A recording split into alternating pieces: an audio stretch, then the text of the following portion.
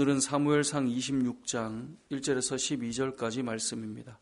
사람들은 같은 상황을 만나도 다르게 반응하는 경우들이 있는데요.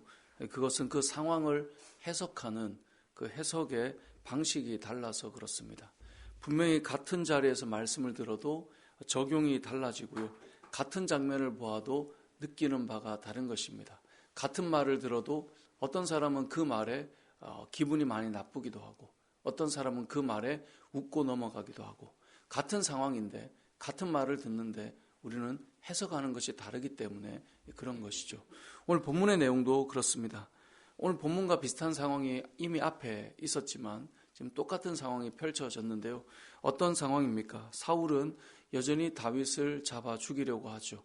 다윗이 어디 있는지 이 사람들이 사울 왕에게 어디에 있는지를 알려주게 됩니다. 10사람이 기브아에 와서 사울에게 말하여 다윗이 광야 앞 하길라산에 숨지 않았습니까? 거기에 있습니다라고 1절에서 말씀하고 있죠. 그러니까 사울이 그 소식을 듣고 어떻게 합니까? 다윗을 잡으러 군사를 이끌고 이제 가게 되는 겁니다. 그리고 하길라 그 산 바로 앞에 광야에 지금 사울이 진을 치고 있게 됩니다. 그리고 그 진을 치고 이제 잡으러 왔으니 쉬는 그 타임이 필요하지 않겠습니까? 그 진을 치고 이제 쉬고 있다가 하룻밤을 거기서 묵게 됩니다. 자, 그 상황을 이미 다윗도 끊임없이 자신을 잡으러 또 찾으러 다니는 사울 왕에 대해서 알기 때문에 이렇게 살피다가 사울 왕이 온다는 것을 들었고 정탐꾼을 보내보니 거기에서 진을 치고 있던 것을 알게 되죠. 자, 이 사실을 알고 다윗이 그의 용맹한 용사였던 아비새와 함께 이 사울의 진영으로 들어가게 됩니다. 자, 밤에 모두가 잠들었을 때 이 잠든 것을 다윗이 아무리 조용히 몰래 간다 해도 사실 사울 왕은 가장 중심에 있는데 어떻게 이렇게 아무도 모를 수 있는가?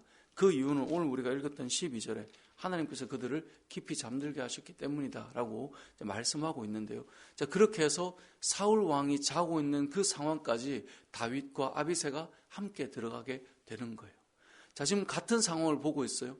다윗도 아비새도 지금 잠들어 있는 사울을 보고 있죠. 자, 이 상황 속에 두 사람의 해석이 다르다는 것을 오늘 본문은 우리에게 알려줍니다. 아비새가 이 잠들어 있는 사울을 보니 어떤 생각이 들었습니까? 8절에 보니까요, 다윗에게 이렇게 말합니다. 아비새가 다윗에게 이르되 하나님이 오늘 당신의 원수를 당신의 손에 넘기셨나이다. 잠들어 있는 사울을 보고 우리가 바로 이 왕 가장 가운데 자고 있는 왕 앞에까지 왔는데 아무도 깨지 않고 지금 무방비 상태에 놓여있는 잠들어 있는 사울을 보니 이건 하나님이 하신 것이다. 맞아요. 하나님이 하신 거죠. 하나님이 하신 것이다. 그리고 이렇게 해석하는 거예요. 하나님께서 오늘 당신의 원수를 당신의 손에 넘기셨나이다. 이것이 아비새의 해석입니다. 왜 이렇게 해석을 할까요? 다윗을 죽이기 위해 끊임없이 따라다니고 이미 비슷한 상황을 경험했을 때 다윗이 왕의 옷자락만 베었을 때 사울이 뭐라고 말합니까? 너가 나보다 의롭도다. 그리고 말하죠. 너가 죽는 일은 없을 거다. 내가 너를 죽이지도 않을 것이다. 하나님께서 너를 왕으로 세울 것이다. 그렇게 축복하였단 말이에요. 그런데 그 말이 끝나기도 전에 다시 사울 왕은 또 다윗을 잡으러 다닌단 말이죠. 그러니까 이러한 상황을 경험했던 아비새의 입장에는 이건 지금 해결을 하지 않으면 안 되는데 드디어 기회가 온 것입니다.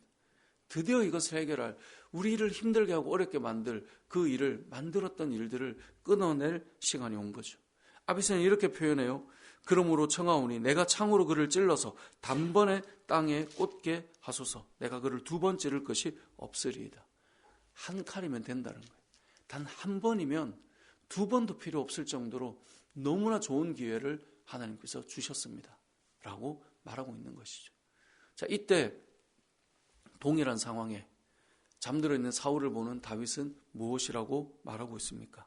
9절에 보니까 다윗이 아비새에게 이르되 죽이지 말라. 누구든지 손을 들어 여호와의 기름 부음 받은 자를 치면 죄가 없겠느냐. 누구든지 그 일을 하는 것은 바람직하지 않다는 거예요. 10절에 보면 여호와께서 살아계심을 두고 맹세하노니 여호와께서 그를 치실 거라는 거예요. 우리가 하는 것이 아니라 기름 부은 그 사람을 우리가 할 것이 아니라 하나님이 하실 거라는 거예요. 이것이 다윗의 고백입니다. 여러분, 같은 상황 속에 한 사람은 어떤 선택을 합니까? 지긋지긋하게 우리를 죽이려고 하고 힘들게 하던 그 사람을 드디어 기회가 온 거예요. 이건 지극히 자신의 감정이에요. 자신의 생각이에요. 와, 드디어 이 고리를 끊어낼 시간이 온 거예요.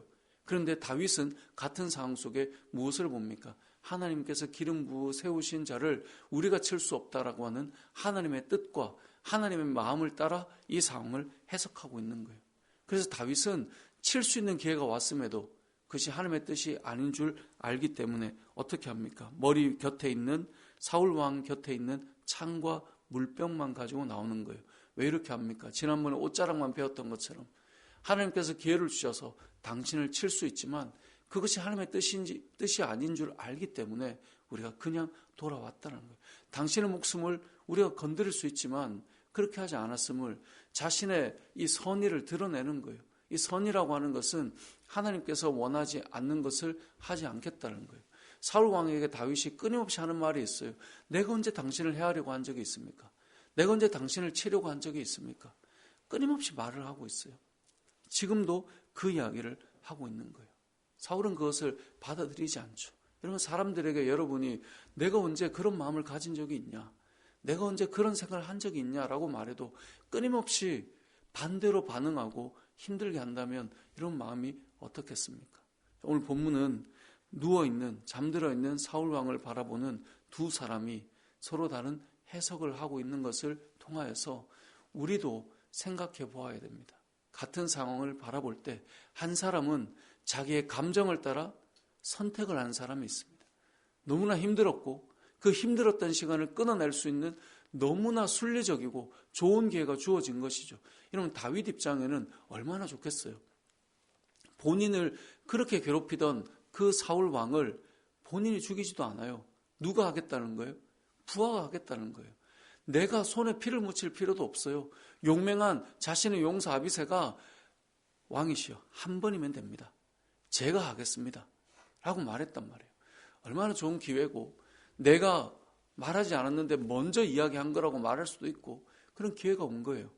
그런데 다윗은 자신을 힘들게 하는 감정과 자신을 힘들게 하는 마음의 선택이 아니라 하나님의 뜻이 무엇인지를 놓고 결정하고 선택하는 모습을 보여주고 있다는 것을 우리가 기억해야 되는 것입니다. 결국 오늘 본문을 통해 우리가 기억해야 될 말씀은 무엇입니까? 같은 장면을 보고도 두 가지 다른 해석을 할 수 있는데 한 사람은 자신의 감정과 자신의 뜻을 따라서 결정하려고 했고 한 사람은 하나님의 뜻과 하나님의 마음을 따라 결정하려고 하고 있다는 것을 우리는 볼 필요가 있습니다. 이러면 우리가 살아가면서 어떤 일들을 결정할 때 이렇게 하면 좋겠구나. 이것이 더 낫겠구나. 이렇게 하면 나에게 더 유익이 있겠구나. 이렇게 하는 것이 내가 드디어 하나님 주신 좋은 기회가 되겠구나. 이러면 우리가 생각하고 선택하는 것이 옳다라고 여길 수 없다는 것을 기억해야 됩니다. 누가 봐도 순리적으로 그럴듯하게 하나님이 보내신 상황이다라고 생각할 수 있지만 그때 내 기분과 내 감정과 내 좋은 것이 나의 감정을 풀어내는 것이 하나님의 뜻이 아님을 기억하고 그때 하나님께서 원하시는 것이 무엇인가를 떠올리며 그 상황을 해석하며 나아가는 것, 그것이 우리가 가져야 될 마음이다라는 것이죠. 간혹 내가 용납하고 싶어서 하는 것, 그것도 하나님의 뜻이 아니면 아닌 겁니다. 간혹 내가 볼 때 좋아 보여서 선택하는 것, 그것도 하나님의 뜻이 아니면 우리가 접어야 될 마음인 것입니다. 그런데 우리가 살아가다 보면요, 항상 사람이 같은 상황에 다른 생각을 하는 이유는 이 두 차이 때문인 것 같습니다. 하나님의 뜻이 무엇인가라는 것보다 내 눈에 좋은 것, 내 감정에 좋은 것, 그것이 마치 정말 너무나 적절하게 잘 굴러 들어온 것이죠. 그때 선택하는 그 자리에서 그때도 우리는 하나님의 뜻이 무엇인가를 볼 수 있어야 할 것입니다. 오늘 하루도 저와 여러분의 삶 속에 우리의 선택하는 기준은 같은 상황 속에서도 하나님의 뜻인 말씀이 되었으면 좋겠습니다. 칼빈은 성경을 두 가지 도구로 사용해야 된다고 말했어요. 첫 번째는 거울입니다. 성경을 통해 나를 보는 거예요. 그래서 성경은 거울과 같다 그랬어요. 이 성경을 읽을 때마다 내가 자꾸 보이는 거예요. 내 모습이 자꾸 비춰지는 거죠. 그래서 우리가 하나님 앞에서 내 자신을 살피는 것이 이 성경이 된다는 거죠. 또 한 가지 칼빈은 성경은 창문과 같다 그랬어요. 이 성경을 통해 세상을 바라보는 거예요. 우리가 창문에서, 집에서 창을 열고 세상을 바라보잖아요. 그것처럼 성경은 세상을 바라보는 창과 같다 그랬어요. 그래서 우리는 세상을 볼 때 나름대로 세계관과 가치관을 가지고 우리는 무언가를 바라보고 해석하잖아요. 근데 그때 나에게 굳어져 있는 가치관과 세계관이 아니라 성경적 세계관으로 하나님의 말씀을 기준으로 세상을 펼쳐보는 그러한 시각이 필요하다 그랬거든요. 오늘 하루도 우리가 우리 눈앞에 보이는 그 세상과 상황과 그 일들 속에 덥석 내 감정을 따라 이게 좋겠네가 아니라 하나님의 말씀을 기준으로 세상을 바라보고 주님의 뜻을 따라 오늘 하루도 살아갈 수 있는 저와 여러분의 삶이 되시길 주님의 이름으로 축복합니다.